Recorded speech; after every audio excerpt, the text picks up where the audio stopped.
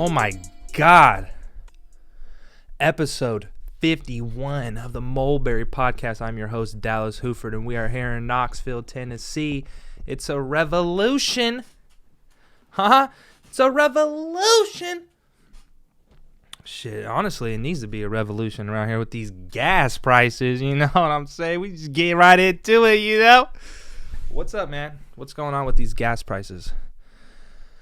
Look, I'm in Tennessee, so it's not even really that bad, but, you know, all my California people, you guys are losing your minds out there with them gas prices. Look, man, someone just needs to call the government up, like, go ahead and open up that pipeline up north because these prices ain't it, son. It's like, oh, like all of a sudden you want to act like you care. I mean, we done took the whole country over. We done took the whole shit over for however long ago. It don't matter. We done, and now all of a sudden we want to care, man. Open up that pipeline, man. Do something because these gas prices ain't it. Now, it's not really that bad here. It's only like 4 something here. I think it's like 4.19 in Tennessee where I'm at. But it is usually like $3. Like 2 something, really. They were complaining here when I first got here. It was like $3. It was $3.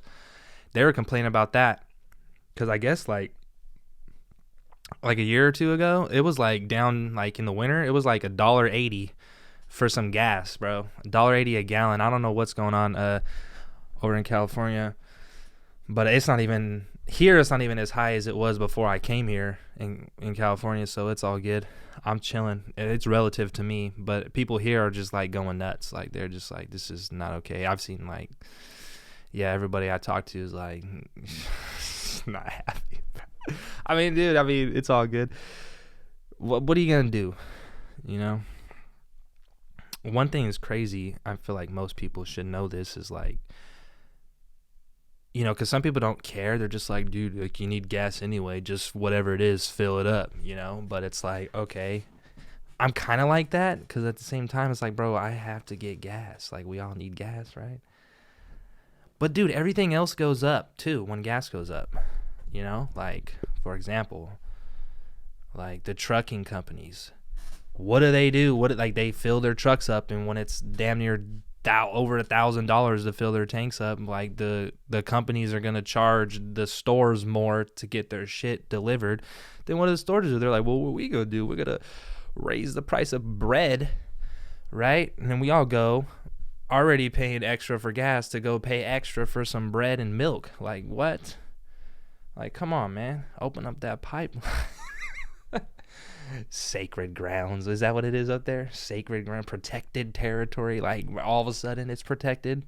Like, this whole shit was their protected lands. We done just took the whole shit anyway, man. Open up that pipeline, boy. Shit, I'm not trying to pay. I'm not trying to do this, bro. Or let's just all get like, we'll just run on propane. Is propane expensive? I don't know. But what's going on, guys? How you guys doing? It's March, springtime. Yeah. Funny thing about spring here is like a week before spring, like the middle of March, we had a literal blizzard come through, like a winter storm, like out of nowhere. Like it's March, dude. Like. And one thing I've realized coming from California is, like, California don't really have weather. Like, weather's not a thing there. Like, what is, like, all there is sunshine and ash. Ash falls out the sky every once in a while. You get that more than rain. That's pretty much it. Like, there's nothing else to it. Like, it's just sunshine and ash, and then, like, an occasional ridiculous windstorm that just comes out of nowhere. Like, that's pretty much it. But other than that, like, we don't hardly get no rain, definitely no snow. Like, most of California doesn't get any snow. Shit. But here, like, this is like the most bipolar area, like East Tennessee. And I feel like because of where it's located, you get a lot of the weather coming up from like Miami, or like Florida, Miami. specifically Miami weather. That's it. That's the type of weather we get here in Eastern Tennessee. The weather from Miami. We get like a lot of the tropical storms that come up north. We get like the end of it, right? So like it'll get hot and like all that humid shit, that sticky. We get all that shit, and then we get like the storms from the north, like the winter fronts, dude, like them cold fronts that come down. But we always get like the end of it, but we get the end of both, so it like goes back and forth, and like we're just caught like where one day, literally, it was blizzard. I shit you not. 2 days later, it was completely gone. If you would have showed up, you'd have been like, "There's a blizzard 2 days ago. There ain't even no snow on the ground. Like, it's hot. Like, it was 60 degrees 2 days later. Like, what? Like, it's crazy. It don't make no sense." And I'm surprised I haven't got as sick as I figured just from that. Like, just the crazy change of weather, dude. But I don't know, man. It's good. I like it here. It's pretty peaceful. I'm starting to get used to it and like comfortable and all that. But my mom came to visit last week, so I was really busy last week. She came to visit. I haven't seen her since November. Yeah, so I'm a big mama's boy, so that's a long time. Okay, I don't really care what you think. Like, I miss my mommy, So she came to visit. We did a lot of like tourist stuff. There's this this town like up towards the Smoky Mountains called Pigeon Forge, and then like Gatlinburg's even farther. It's all like tourist attraction stuff. We went up there a few days. We saw this show. It was like a live dinner show. It's called Hatfield versus McCoy. It was like two families that were like beefing back in the day, like over some pig. Apparently, like stole a pig. Like one family stole, I think the Hatfields stole a pig from the McCoys, and then they just beefed over that shit. Like, that's the type of shit they were beefing about. Which, I mean, honestly, that sounds so dumb. It sounds funny. He's like, bro, you stole a pig. Like, you're gonna kill the whole family. But honestly, back then, that's like real shit. Like, dude, that's their livelihood. Like, now people beef online because like, think about the types of beefs now that you see people be mad about. Like, a pig, like, that actually kind of makes sense. Like, some of this shit don't make no type of sense, bro. It's crazy. But it's like a live show, and like you get fed like food and stuff, and you can drink and all that. But it was pretty entertaining. I don't really know much about like the families or nothing like that. I didn't do no research like before or after. I just went. I mean, there's like all you could eat. But we did that. That was fun. And then what we do after, I think we went to go. No, we didn't go eat. That was a different day. We went to Hard Rock Cafe. There's a Hard Rock Cafe up there. There's a bunch of outlets up there. There's just all types of stuff, like just tourist shit, really, and like it's crazy. Like, you would never think like Eastern Tennessee, like what the hell is here that's like touristy, but there's so much stuff to do. It's crazy. It's like you wouldn't even think to come over here and all this stuff there is to do. But like there's like a house that's like upside down. It's built upside down, and you go in, like everything's upside down. It's like this little, like, I don't know if it's like a museum or something. And then there's a building next to it that's like the Titanic, literally the Titanic, like that's what it is.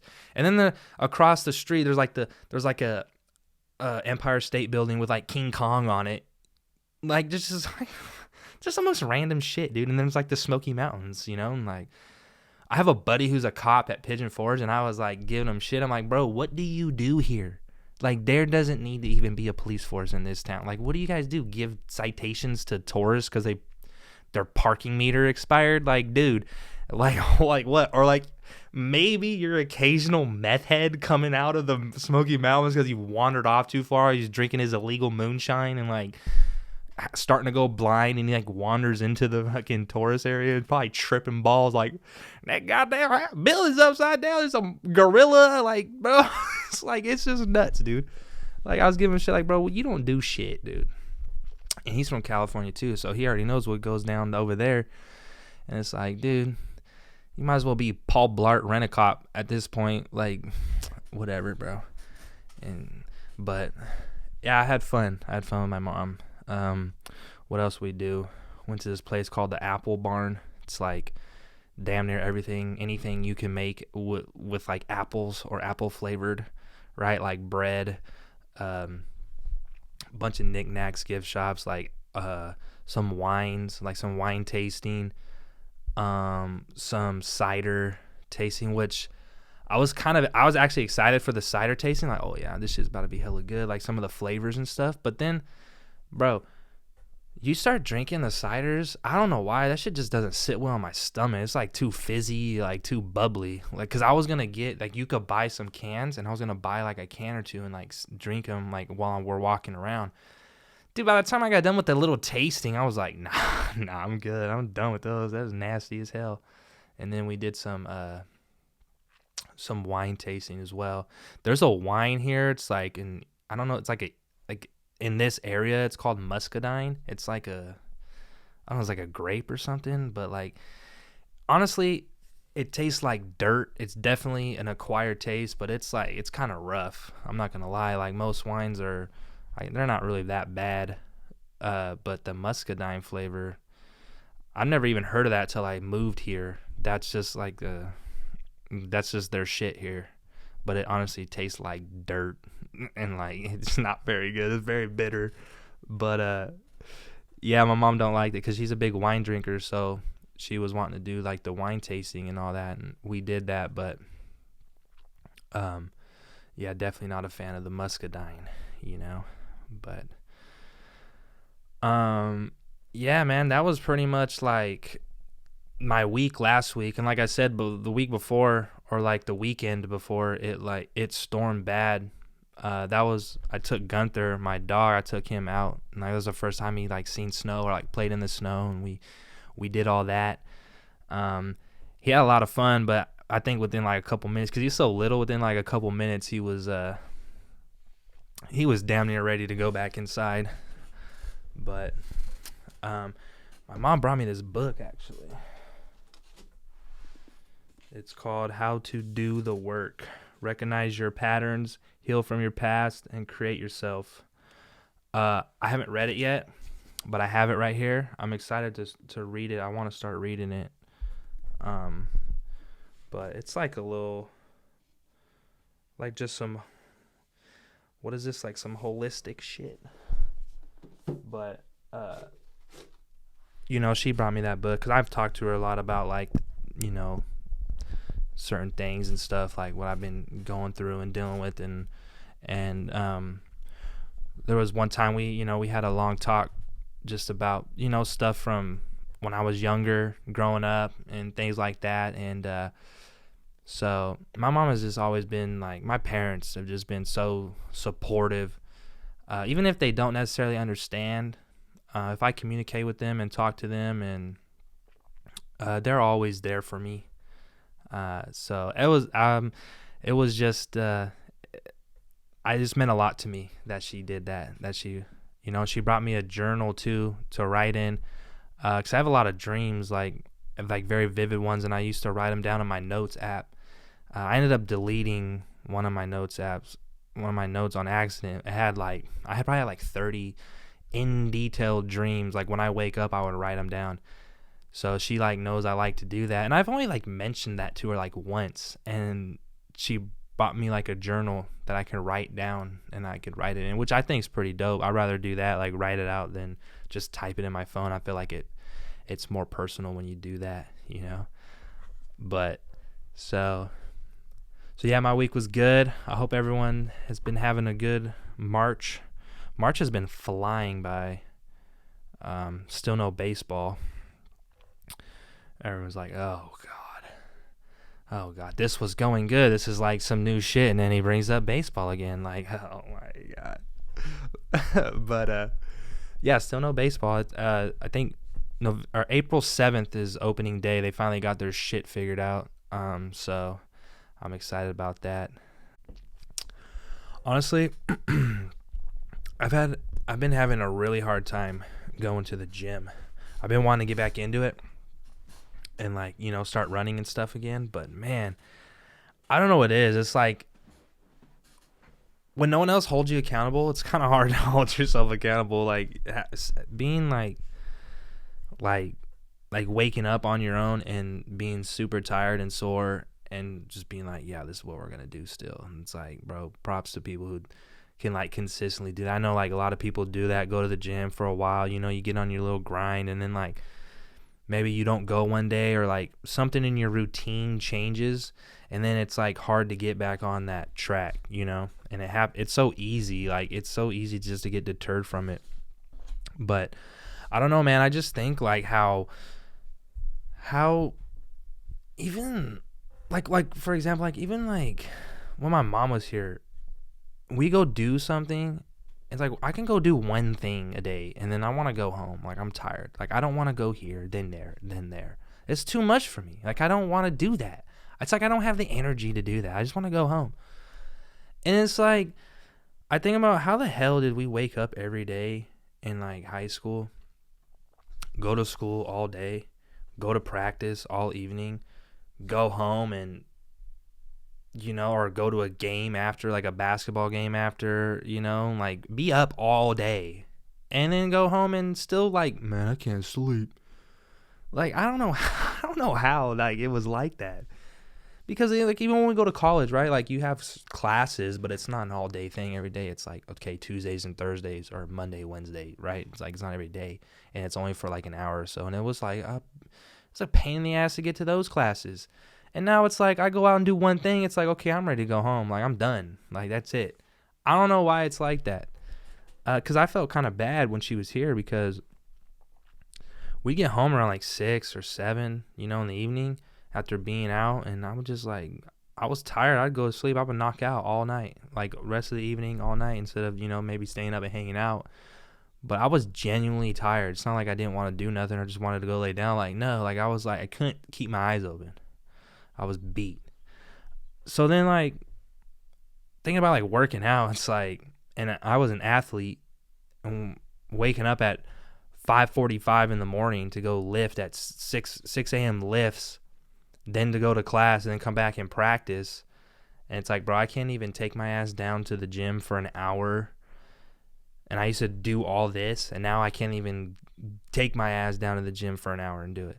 And, you know, it's because it's like I felt like I had to go. Obviously, you know, back then it's like if you're in a sport and you're committed to the sport, it's like you have to go. Like someone told you.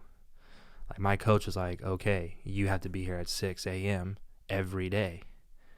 Or like there's going to be consequences. I guess that's what it is. Like if I sleep all day, I'm not going to get in trouble. But there's still consequences. Consequences, I'm not getting in shape and I'm, you know, going to feel like a piece of shit later in the day when I didn't go because, yeah, I am conscious of it and I'm just like, damn, I should have went to the gym today. I should have just went. But it's like I'm not going to get kicked off the team or like lose my job if I don't go to the gym, you know? So back then it was like, dude, there's consequences to it. Like someone else is like expecting you to be there. So, and even then, like, they didn't care how you felt. They didn't care what you were going through. It's like, oh, you don't have any money? You didn't eat yesterday or this morning? Well, that's too fucking bad. Get on the squat rack. We're doing front squats. Oh. I don't even want to say it. It's just like, oh. Like, dude, they just don't care. That's all it is. They care, but they don't. They care as long as you're showing up still. It's like, oh, they don't care that, oh, you're going to get evicted from your, oh, you can't afford your apartment? Like, oh, you thought about killing yourself last night? Like, well, it seems you didn't because you're here and you're on time. So we're doing we're doing inclines today. So get your ass up there. It's like they don't care. Get your ass to practice, man. And now it's like, I'm just going to lay in bed all day. Like, that's pretty much it. Accountability, self-accountability, that's something that I think, well, I know I need to work on that. especially when it comes to taking better care of myself. Obviously, when it comes to a job and stuff like that, like I get up, I go to work, I do what I got to do, I pay my bills, I take care of that. But when it comes to taking care of myself with my mental and my physical, I really need to take more time out of my days to focus on that, because that's really all you got at the end of the day. So that's something that I'm gonna try to work on, but I don't know, man. I don't know. Maybe I just like I just love anxiety and, not being mentally healthy and waking up every day just freaking the fuck out. Yeah. I don't know. We'll see. We'll see if I make some changes. Or I'll just wait. I'm just going to do it the hard way and just wait till it's too damn late and I'm just completely lost my mind and is a full-blown schizophrenic. And then by then it's just like, that's the path he went down. It's all good. Fucking college sports, bro. It's crazy. I got a crazy email like a month ago. I don't even know if I should even talk about it, but it was like a lawsuit basically. It had something to do with the NCAA and some money issues, and my name was involved. This was back when I was going to Utah State. Because, that's the only time I was even involved with the NCAA, when I was running track there. And I'm looking at it like, did I do something? What did I do? And what it was is something about money. And what I think it was, I'm not going to talk too much about it or get into too much detail about it, but what I really think it was is like, at the time, I think our coach was like, saying he was giving us money and then like not giving us money and like keeping it. I really think that's what was going. Like there was some money issues going on where like coaching or whoever's in charge of that wasn't. They were lying on the books, man, saying that we were getting some money or we're getting stipends or whatever, and we were getting nothing or way less than what we were supposed to be getting. So in my book, that's literally extortion. You're extorting, which just blows my mind. Like there's these college coaches, like the head coaches of programs, they make a lot of money. And then you're in charge of these college kids who don't make any money. We're not even allowed to make money. I think we can have jobs, but like I don't know. Like back then it was weird. Like it's like no. Like you couldn't take a handout or you'd like get kicked. Like they don't want you to, do that. And you're saying my coach was not saying he was giving us money but not giving us money and keeping it for himself to make more money, and meanwhile I'm over here paying, I can't even afford healthy food because it's too expensive and it doesn't even fill me up, and I'm starving, literally starving every day. So I'm eating like 3 spicy chickens for $3.23, and yes, that's exactly what it was back then. I can also go to Little Caesars and get a whole pizza for $5.38. And I used to give them exact change.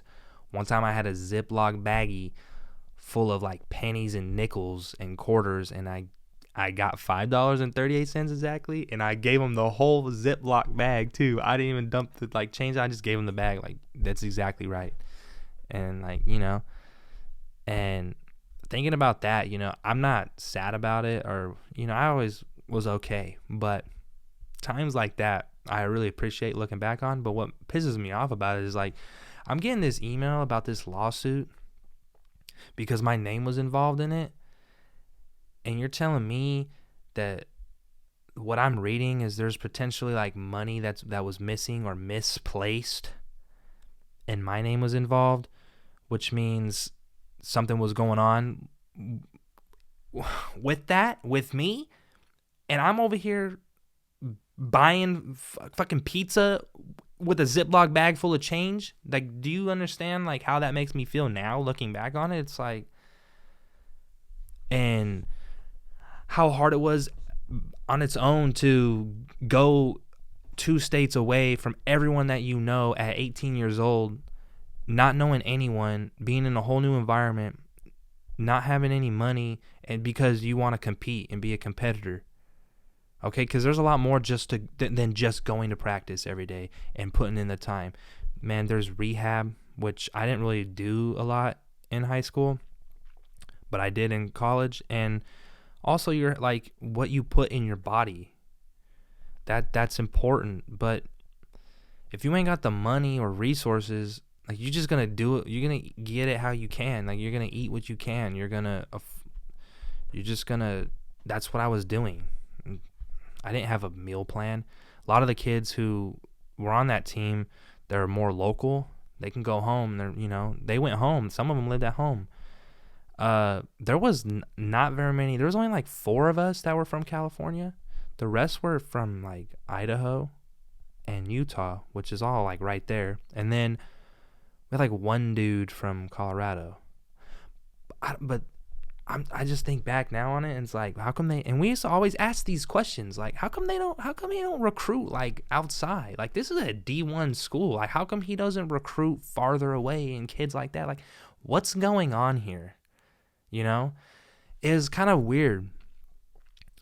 But yeah, man, I got that email. I didn't respond. Like I could have responded and like tried to be like involved in it. I think I could have maybe got like some type of compensation for that or whatever. But I'm just like, dude, that was 10 years ago, or coming up on 10 years. Like that's so far in the past, and it just bugs me to even think about it. Still, I think about it from time to time because I did have a difficult time there, and there was a lot I felt like going on behind the scenes that I didn't understand, but it just didn't feel right.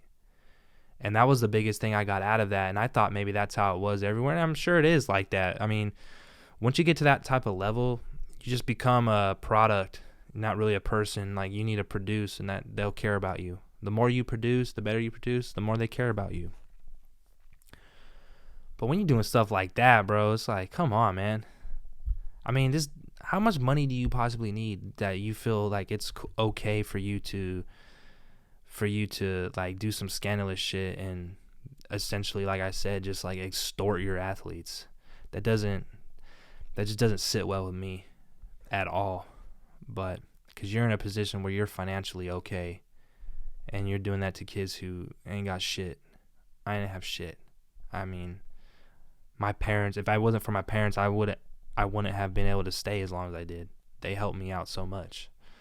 But and my grandma used to send me $50 a month. I remember that. And it was always when I didn't have any money at all. Like I would have like $4 in my account, and I would just remember sitting at home, like I would be hungry, or like I would want to go get a snack, or like just something small to treat myself, right? Like some chips I used to love going to the 7-Eleven and getting like some hot fries and like a Coke slushie, right? Or a Slurpee, the Slurpees. And I remember one time I was laying in bed, like, nah, I can't, dude. I'm just gonna not do that. And my grandma texted me. She said, 50 in your account, love ya. And I was just like, let's fucking go, baby. Like, that shit was so hype. And I would go, and I'd go to the 7-Eleven, and I would treat myself. That was like a good moment back then. Like, that meant a lot to me. And I'll never forget that shit. But that's just crazy. I can't fathom, like, I don't know, man.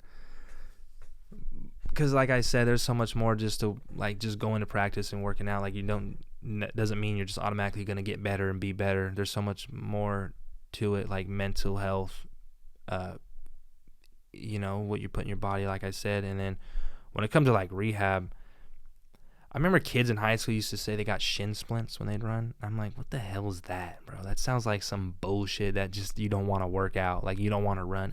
I got shin splints. Like, what the yeah, whatever, dude. And then college, bro, shin splints are real, man. I used to get shin splints. I would take an ice bath, waist up every day for about 20 minutes, and then I'd get out, and then there was like these frozen Gatorade cups full of water. They were frozen, and like what I would do is like you kind of peel around it, and then when the ice is exposed, and you just like rub the shit out of your shin. And that was a way to like try to like help with the shin splints. But literally, like, I think what a shin splint is essentially is like the muscles like ripping off of your, like, just kind of like tearing apart, like off your bone. I think that's like what it is. I don't know exactly. It's like just a lot of stress and strain down there, and there's not really much you could do. Once you get it, it's like the only thing that helps is like stop running or stop putting so much force on it. But that's like, if you're an track athlete, that's literally what you do every day is run and put force on it. So it's one of those things you kind of have to just power through it, honestly. But yeah, crazy email. I'm just like, yeah, all right, man, that's nice, good. More great news from back then. I'm trying to get past all that, because I ended up leaving a couple years earlier than I should have. Crazy thing too is when I left, they didn't even text me or nothing. It was like months into the school year. Like, they don't check. Like, it was just how unorganized that program was at the time. It just fucking blew my mind, dude. I'm like, dude, are you kidding me? My college, my high school track team was far more organized than that program was. I know for sure it's a lot better now. Head coach had to forcefully resign. I mean, with this email, it kind of makes more sense now. It's like some closure. Like, oh yeah, that's what was going on. Some bullshit was going on back then for sure. But what are you gonna do, man? I mean, how many kids got fucked over in college? I mean, I can't even complain. At least I gotta go. Like, how about the kids like during the pandemic, like COVID and shit, who they couldn't even play their sport, and that definitely affects your recruiting process, especially if you're one of those kids who like was on the borderline maybe, and like you put all this time in, and like this was the year like you're gonna show out and you're gonna get good looks, and you could potentially go somewhere, and then that's just gone. So they didn't even get a chance. They didn't even get a chance, like, or a shot. I mean, didn't even let them get the chance. Okay, at least I gotta go. So, like I said, what are you gonna do? Life comes at you fast, right? But I was listening to Pink Floyd like a couple of days ago, and I was at work, and I just had the sudden urge to just do some black tar heroin, if I'm being honest with you. I was like, this is just heroin music, and I just want to do some of that good old black tar, right? Be like Jesse from Breaking Bad, just laying on the bed, just and then Walter White comes in. Jesse, wake up, Jesse, wake up. And he's just laying there, and then his girlfriend's like laying next to him, just starting to throw up in her mouth, just, and then she's like choking on her throat, just, and Walter just stands there and lets her die. They're crazy, dude. Yeah, man, it's just like, it's look, guys, I don't want to do black tar heroin, but what's hilarious about it is like, who watches that and just like, man, that's fucking lit right there. I'm trying to do some of that. But hey, everyone does their thing. But Pink Floyd's fire, dude. And yeah, every time I listen to it, like, I just want to do some heroin. Not literally, but it makes me feel that way. Same way when I listen to rap music, sometimes I just want to slap the shit out of somebody. You know what I'm saying? Just want to slap the dog shit out of somebody, right? Like, music gets you could put yourself in a mood, right? But when I get on my Pink Floyd shit, or like that classic like 70s, late 70s type of music, that's like that. That's that like good, that's that black tar heroin shit. And you just feel it, and you're just like, hell yeah. And you just feel like just your whole body euphoric, man. Crazy. Euphoria. Is that a show? That was like one of those cult shows that like people just fucking love so much. I didn't know shit about it. Didn't watch it. Don't want to watch it at all. You want to watch a good show? Watch Breaking Bad, the show I just talked about. Cool thing about Breaking Bad is it's literally a step-by-step playbook on how to pay your medical bills if you get cancer in this country. So if that ever happens, God forbid, if that ever happens, just watch that show and it'll show you how to get out of debt easily. Super easy. But yeah, speaking of God, I got my I got my car registered with my Tennessee license plate, because I have my California plates on still, and they were due, and you got me fucked up if I'm paying $320 for my car registration, for my California car registration, plus smog, when I could just go down to the local DMV here and pay $76 for my registration, no smog included. So I went and did that, got a cool license plate, and dude asked me, I swear to God, he asked me, he goes, do you want your license plate, do you want it to say "In God We Trust" or without? And I was like, what? It's like, what? Who asked that? Like, I said yeah, though, because we're in the Bible Belt, and I was like, yeah, you can keep it on there, I don't care. But they have literally the same exact license plates. One says "In God We Trust" and one has it without. But that's just so weird. Like, I don't know. I guess, like, I didn't grow up, like, around much, like, religion like that. But here in the South, like, that's a big deal, you know? Which is surprising. Sports gambling is legal here in Tennessee when it's technically the Bible Belt. But Tennessee's kind of like a mixture.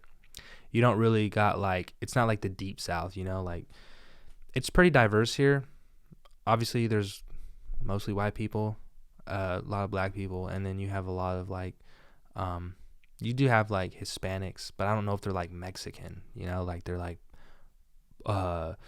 what's, like, one, I don't know, like Central America, like, type shit, like, Guatemalan and stuff like that. Like, they're not, like, from Mexico. So, fun, interesting demographic fact of Knoxville, Tennessee. It's a revolution. But, yeah, man, I just wanted to get up on here, boy. I've been MIA for a couple of weeks. Last week it was a little busy, so like I said, I was with my mother, and, yerp. But, yeah, man, I'm trying to make some more merch, honestly. I'm going to make some more merch soon, but, if you guys got any questions, you can hit me up on Instagram. Other than that, I mean, I'm just going to keep the content coming. Didn't really have much to talk about, but like my little recap on hanging out with my mother, and then that email, because that shit just blows my mind. So, you know what? Can't really trust people like that. That's all I can say. You got to take care of yourself, and you got to just don't put anything by people, man. I mean, I always try to give people the benefit of the doubt. I really do. I feel like I do. I feel like I'm gullible in that sense, where, like, I'll get screwed over more than other people, because I try to give people the benefit of the doubt, like they're being honest, but really, like, you really only got yourself. You really do. And maybe a few close people around you, but other than that, just take care of yourself, man. But yeah, this is the Mulberry podcast, and we will see you guys.